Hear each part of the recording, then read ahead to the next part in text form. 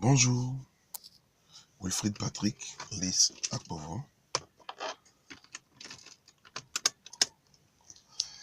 Je voudrais répondre à une question ou à une préoccupation qui généralement taraude l'esprit des gens.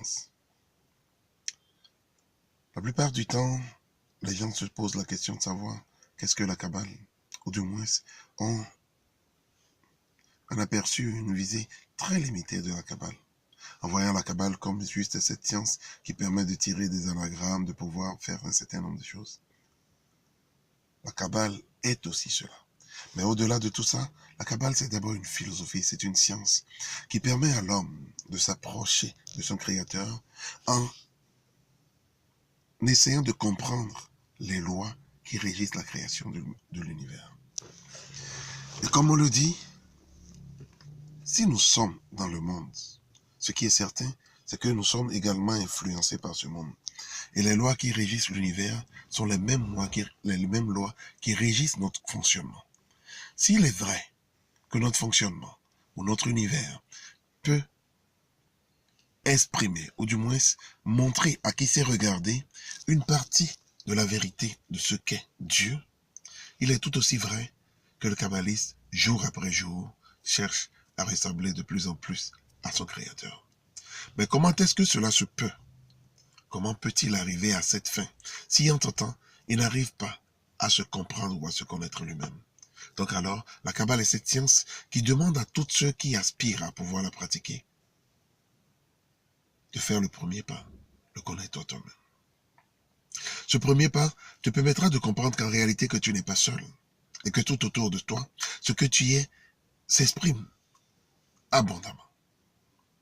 Et si tu comprends alors que ce que tu es t'exprime abondamment, tu verrais alors que Dieu s'exprime abondamment tout autour de toi.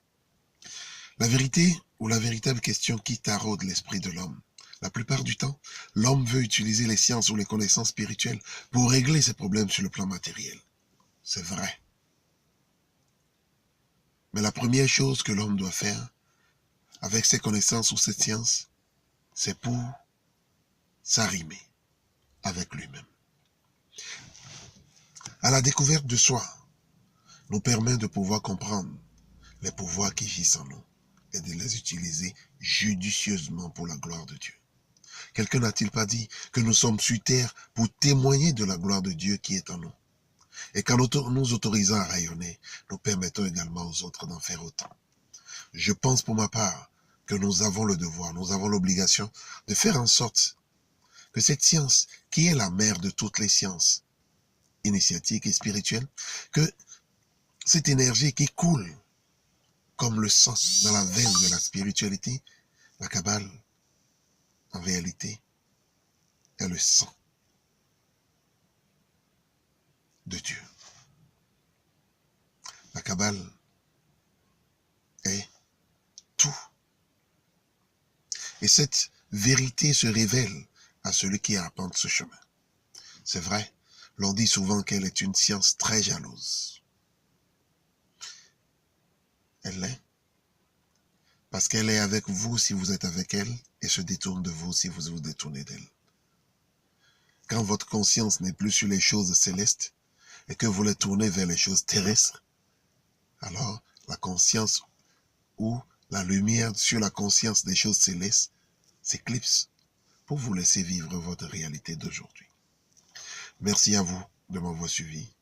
Je vous remercie. Wilfried Patrick Lys pour un prochain post.